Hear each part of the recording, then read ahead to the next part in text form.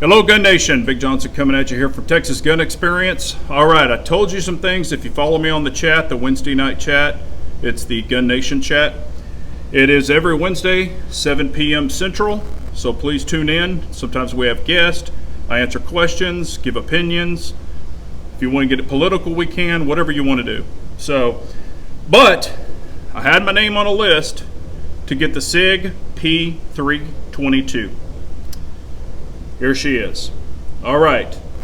As you'll see, I have the Holosun 507K on here.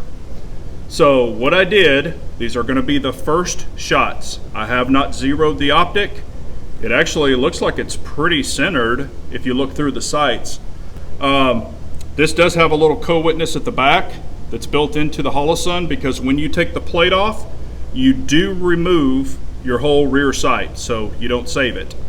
But this has one built in it. So I'll try to give you a sight picture, but anyway, it does work.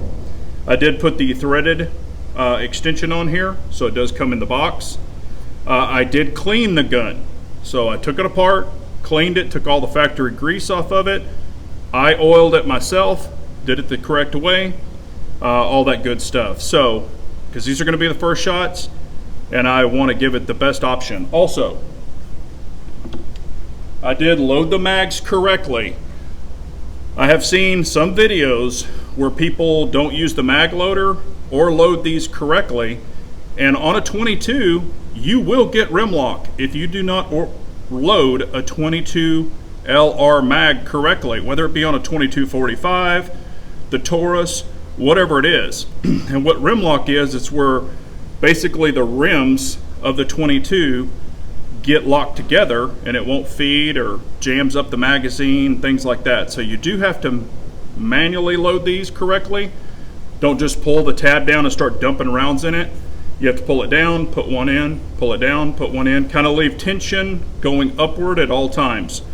But they say to use this, so I just put something where I could find it pretty easily. And I did load both of these mags with this. So just so you know, I'm giving it every option to run correctly right out of the box. I've got 20 here and 20 here. The ammo that I'm shooting is going to be the Federal 38 grain. This was out of 1,000 or 1,100 bulk pack, and I break it down. I put it into these little bottles. These are really easy. Hell, you can bury them in the yard if you want to. They are waterproof, and you can throw them in your back pocket if you ever want to go hunting. That's the great thing about these little Gatorade bottles. So for this one, we're only shooting this first. And the reason is I've had some problems with the feeding of this, because I don't know if it's longer or just something's weird about it, through the Taurus. It'll, like with 2 mags of these with the Taurus TX22, I might get one, you know, kind of hang up or not feed correctly. So there you go with that. Now looking at this, my concern is these are flush fitting magazines. They're completely flush. I've got big ass hands. Well, on a 22, and this is unloaded, let me open this up so I can show you. All right, on a 22, if you ever have to strip a mag, you know, if the mag hangs out of the bottom, you can grab it and rip it out, something like that. But since these are flush fitting, my concern is how the hell am I gonna get the mag out? I might have to open it, push your mag release button, and smash my finger down in there to get the damn mag out of it if you have a failure. I think what they should have done is put little notches, like little finger groove cutouts. I haven't heard one person mention that, but with my experience with 22s, if you need to rip a mag out, you need some kind of little finger grooves. Now they are coming out with the 25 round mag that will stick out of the bottom, so that's going to answer that question. But for this, again, I'm just going to put it in here. I'm not going to rack it. But I've tried. I cannot get my big ass fingers in there to strip this out of here. I can't. There's no physical way for me. So I might have to push the button and push down on the inside to get the mag out if I have a failure where it's jammed or something, or a double feed or whatever. So I'm just letting you know that. But a lot of people also ask, why didn't I get the, you know, the little Sig Zero? Well, it's a polymer sight. Honestly, when it first came out, I tried one. I picked it up, I could squeeze that thing together. Now that was on the first gen. I think they've changed some stuff, but I could squeeze it together, and that was without the little aluminum housing that it comes with and all that stuff. But I wanted a heavy duty aluminum housing, so if I'm teaching a kid and he drops it or she drops it, or my wife drops it or whatever, I'm going to have a more robust optic. And plus I've had really good luck with hollow sun. This also does give the 3 different reticles, so that's a plus in case somebody wants to shoot a circle or a circle dot or just the regular dot. I did not get the 407K because it's a 6 MOA right off the bat. If y'all know and follow me, I have stigmatisms. So these glasses help with my stigmatism. But if it's a 6, when I look through it, it honestly looks like an 8 or a 10. With this small of a window and it being a 22, I wanted a more precise. And on a 6, I can't ever turn it down, but I can always turn it up, and I don't need a 12 dot. With this, being a 2, if I want to take my glasses off or whatever, I can turn up the intensity. That's really not the correct way to do it, but I can turn up the intensity, and I can make that 2 maybe like a 6 or whatever. I can bloom it. But these are going to be the first rounds, so y'all are going to see it. I wanted to kind of tell you all of that I've cleaned it, loaded the mags correctly in case we have any failures. I don't get that, well, you didn't clean the gun or you didn't stack the mags correctly. This is not my first rodeo, just want to let y'all know. And I've seen other YouTubers where they were just chunking mags in it and then expected it to work correctly, and it's not going to. So we're going to give it everything to start off strong. So, and if you want to purchase something at Texas Gun Experience, I highly recommend it. Great staff. If you're looking for one of these, you could probably get put on a list like I did for it. They've got optics, they've got everything. So please check out Texas Gun Experience. They're in Grapevine, Texas. I can't leave a link because YouTube says no. But anyway, and it's got the pick rail, so you can put a light, laser, grenade launcher, truck nuts, whatever you want on it.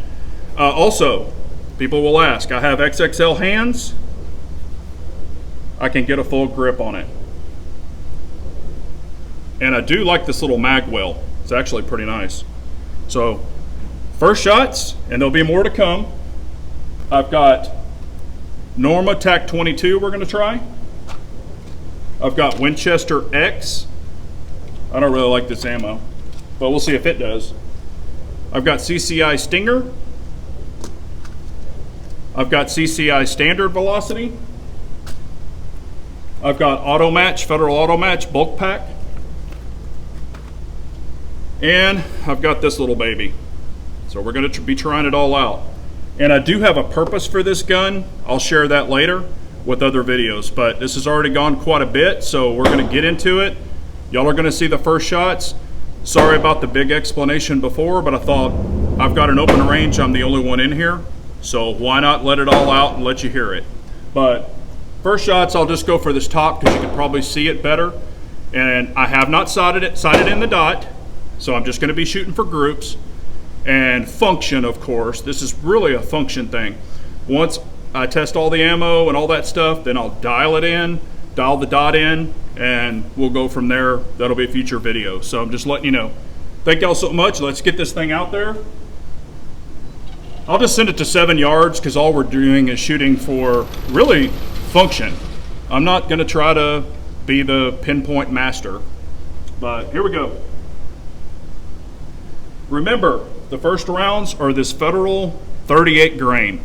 So it's okay ammo, but I have had a few hiccups with it, and I want to see how the Sig does with it. Again, Sig P322. All right, let's make sure it chambers. Looks like it did. I'm not even going to use the safety. Some people might, but I'm not really a safety guy. So here we go. Make sure the intensity on the dot. Yep, that's good.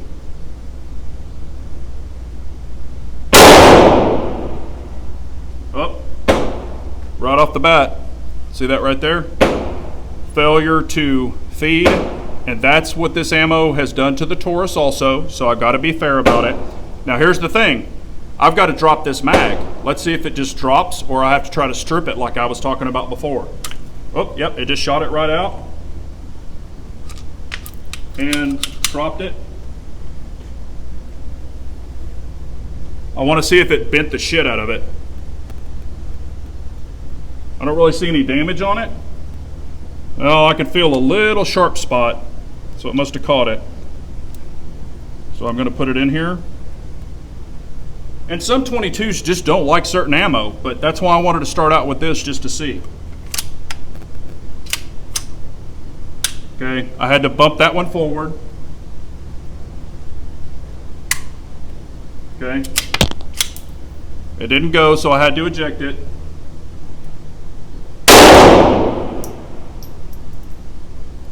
Same thing. Okay.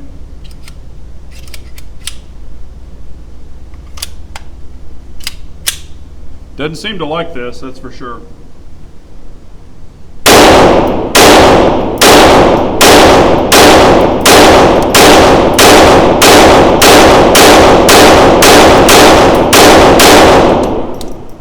Okay, it ran the rest of them, and like I said, these are the very first shots, and I knew this ammo was kind of finicky, and I wanted to see how the Sig would handle it. Not hating on the gun, okay? And also, you know, I've got to allow a break-in period. I do know that. So, there's that mag. Got another mag of the same shit, so let's see. And I've always wondered if this might be loaded a little longer or something. Something is weird with this ammo. But I've got a lot of it, so... All right, that one chambered.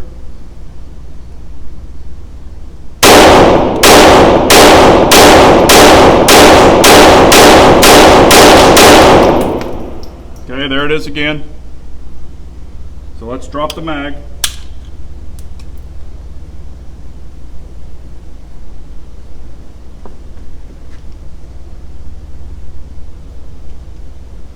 I'll put this back in, see if it goes.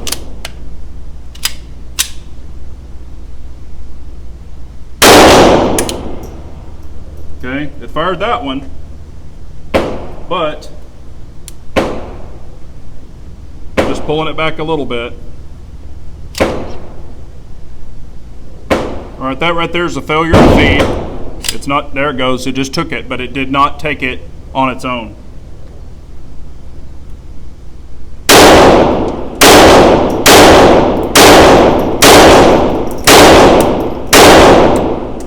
Okay. Also, just so you know, I am not putting my hand on the aluminum slide. The thumb is not on there. I'm keeping it kind of away, so I'm not inducing any malfunctions. I'm doing that on purpose. So, giving it its best option to...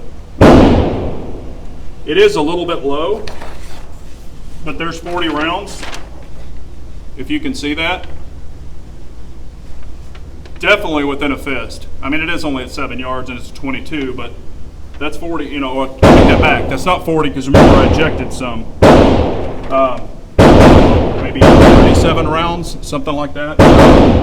That ammo is, it is what it is. I haven't had that many failures in the Taurus though. I mean, within 2 minutes. I haven't had that many. But again, it is what it is. So I'm going to continue to shoot the rest of this. I'll film it. I just wanted to do first shots and try the most difficult ammo, the most finicky ammo that I've had. I'm not blaming it on the gun because I've had problems with the Taurus and even with the Ruger 2245 with that particular ammo. That's why I brought so many different other options to try, and I'm giving it a fair shake. So I'm just going through this to show y'all, if you have this ammo, here's what it might do. And then as I get more rounds on it, we'll reintroduce this ammo to see if it fixed itself, if it's broken in more, the feed ramps worn in, you know, whatever it is. But do I like the gun? It actually feels pretty good. I mean, I'm really surprised. It's not as fat with the palm swell as the Taurus. You know, that's kind of like when you grab that Taurus TX22 competition or the Taurus TX22, it's kind of like it shakes your hand back. This one is kind of a blown up 365 XL, but even longer. It's not perfect for my hand because my hands are so large, but again, it's a 22. And it does have really nice texturing. I do like that. We will load the next mags up properly and continue. And I'll just have a series on the 322 if you want to follow along. So I appreciate y'all so much for watching, and we will get back to it. And remember, an unarmed nation's a very weak nation, so we all got to carry on.